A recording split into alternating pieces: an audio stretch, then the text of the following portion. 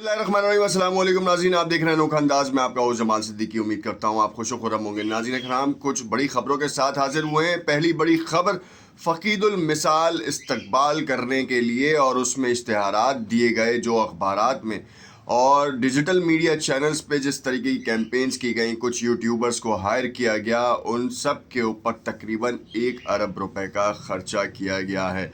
मुतज़ाद इतलात ये सामने आ रही हैं, ज़राए ये बता रहे हैं कि जितनी बड़ी तादाद में इश्तिहारात दिए गए हैं उसने तो एक अलग कली खोल दी है।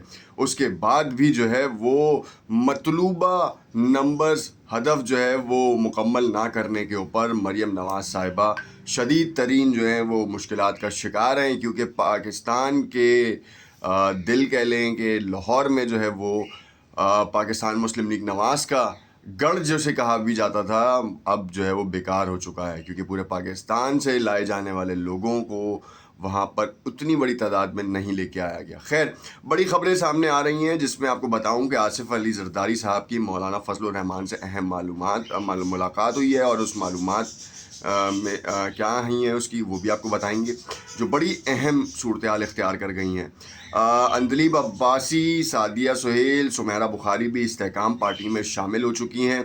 पाकिस्तान तहरीक इंसाफ की माजी की अहम अरकान थी ये, और माजी में बहुत बड़े ओहदों पे फाइज भी रही हैं, स्पोक्स पर्सन भी रही हैं, और बाकायदा तौर पर टॉक शोज़ में इनको पार्टी की तरफ से भेजा जाता रहा है। मगर अब ऐसा क्या हुआ कि जहांगीर तरीन की पार्टी में जो है वो डायरेक्टली इन हुई हैं। क्या इनको भी प्रेशर किया गया था इस्टेब्लिशमेंट की जानिब से, क्योंकि हर चीज़ जो है अब वो इस्टेब्लिशमेंट की जानिब जा रही है कि इस्टेब्लिशमेंट ही जो है वो सदाकत अली अब्बासी साहब हों, या फिर जो है वो शेख रशीद साहब हो जिनका अलाइंस था पीटीआई से, या फिर ऐसे मुतादिद लोग हों, अली जैदी हों, इमरान इस्माइल हों, जितने भी रफ़्का छोड़ के जा चुके हैं और अब मंजर आम से गायब हैं, उनको इस्टेब्लिशमेंट के ज़ोर पे ही उन्होंने अपने आप को पार्टी से और सियासत से अलग किया है।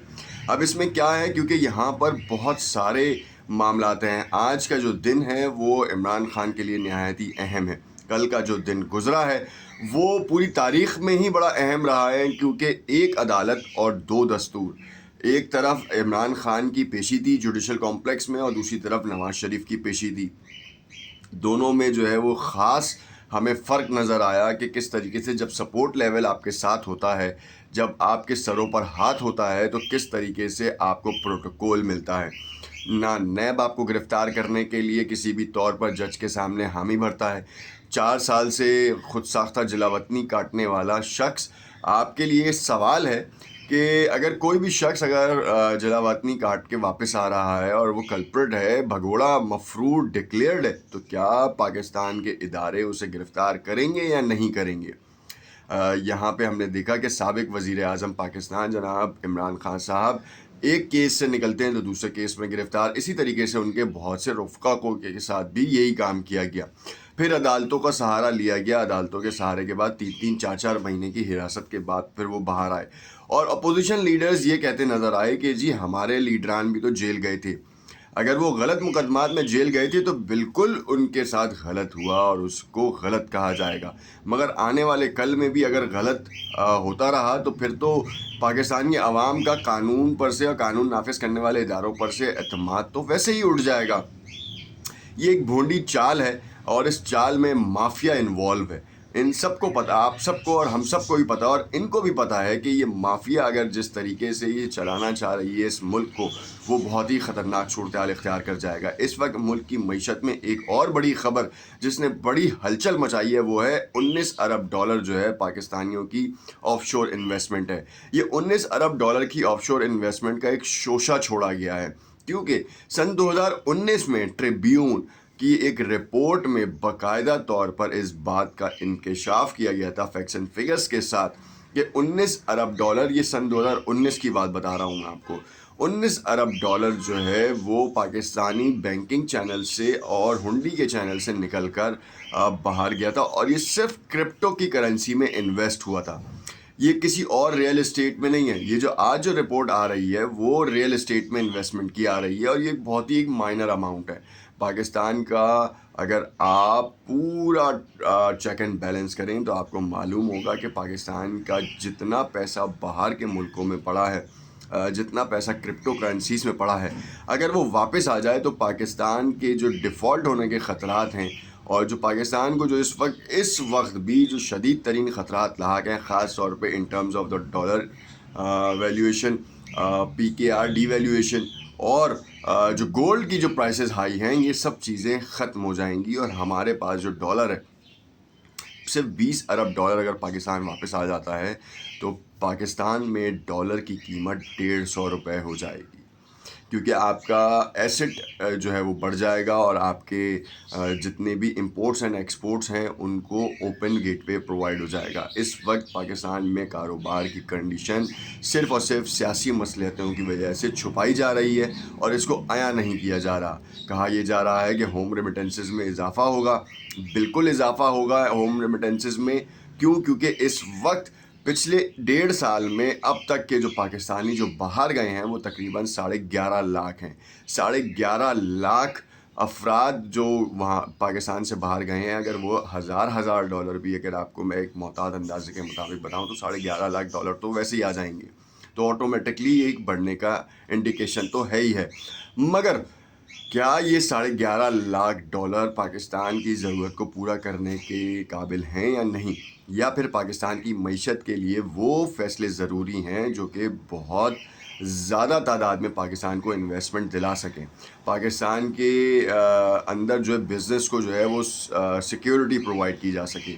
یہ ایک بڑا اہم بنیادی نقطہ ہے. آج جو ہونے والی کہانیاں ہیں اس میں اندلیب عباس, سعدیہ سہیل, سمیرہ بخاری کی جو کہہ لیں کہ تبدیلی تھی وہ بھی کچھ وثوق ذرائع سے جو ہے یہ معلوم پڑتا ہے کہ ان کو بھی جو ہے وہ باقاعدہ کہا گیا کہ اب آپ IPP جوائن کر لیں. پاکستان تحریک انصاف کا مستقبل کچھ بھی نہیں ہے. الیکشن جو ہے وہ بالکل بھی اب ان کو لڑنے نہیں دیا جائے گا اور عمران خان جیل سے باہر نہیں آئیں گے. سائفر کیسز کے حوالے سے سماعت ہو رہی ہیں اور اس سماعت میں فرد جرم عائد کر دی گئی ہے اور اب باقاعدہ طور پر اس کے اوپر گاہے بگاہے جو ہے وہ کیسز کی سماعت ہوگی اور اس پہ اب ڈیلے پروسیس ہوتا رہے گا. جنوری کے آخر میں جو ہے الیکشن کمیشن نے ایک ہنٹ دیا تھا کہ الیکشن کرائے جائیں گے, جنرل الیکشنز, اور اس سے قبل نواز شریف کی واپسی ہوگی. یہ پورا پلان کا حصہ تھا. عمران خان کے لیے پلان B اور پلان C دونوں تیار ہیں اور اسٹیبلشمنٹ ہو یا پھر طاقتور حلقوں کے وہ چند افراد جو کہ یہ نہیں چاہتے کہ کسی بھی طور پر پاکستان تحریک انصاف کا جھنڈا, کارکن یا پھر کوئی نام جو ہے سرکولیٹ کرے. میڈیا کے اوپر بالکل جو ہے وہ بلیک آؤٹ کر دیا گیا ہے. عمران خان کی ناپیشی کے بارے میں بتایا جا رہا ہے, نہ ہی ان کے کیسز کے بارے میں بتایا جا رہا ہے, نہ ہی ان کے کنونشن پہ ریڈ کی جانے کی اطلاعات کے حوالے سے جو ہے کوئی خبریں منظر عام پر آ رہی ہیں, نہ ہی ان کے وکلاء کی جو تفصیلات ہیں جو عدالتوں میں ہو رہی ہیں وہ بھی اپڈیٹ نہیں کی جا رہی. یہاں پہ دوہرا معیار چل رہا ہے, بالکل چل رہا ہے اور یہ ماضی میں بھی اس طرح چلتا رہا ہے. اب اس کو اگر آپ ایک ادارے سے منسلک کرتے ہیں تو ایک الگ کہانی ہے, مگر دکھ یہ رہا ہے کہ اس وقت تحریک انصاف کو بالکل سائیڈ لائن کر دیا گیا ہے, نواز شریف کو پرائورٹائز کیا گیا ہے اور پنجاب کا CM جو ہے وہ کوئی اور نہیں مریم نواز صاحبہ کو بنایا جائے گا. یہ سب سے بڑی خبر ہے اور اس خبر کے اوپر اب کام شروع ہو چکا ہے. نگراں حکومتوں کا ٹاسک صرف اب یہ رہ گیا ہے کہ جو ٹرائل تھے 9 مئی کے مقدمات کے وہ اب جیلوں تک انہوں نے جو ہے وہ منتقل کر دیے کہ جیلوں میں ہی ان کے ٹرائل ہوں گے اور ان کے اوپن کورٹ میں ٹرائل نہیں ہوں گے. مگر یہاں پہ یہ بات بھی نہیں بھولنی چاہیے کہ جو شیخ رشید نے کہا تھا, ابھی وہ چیسٹ پین کی وجہ سے ہاسپٹلائز ہیں, انہوں نے کہا تھا کہ میں 9 مئی کے جتنے بھی کارکنان ہیں ان کو باہر لاؤں گا. واشنگ مشین تیار ہے, شیخ رشید کے تھرو جو ہے وہ باہر آئیں گے کارکنان اور وہ IPP میں شمولیت اختیار کرتے ہیں, مسلم لیگ نواز میں شمولیت اختیار کرتے ہیں یا کہیں اور.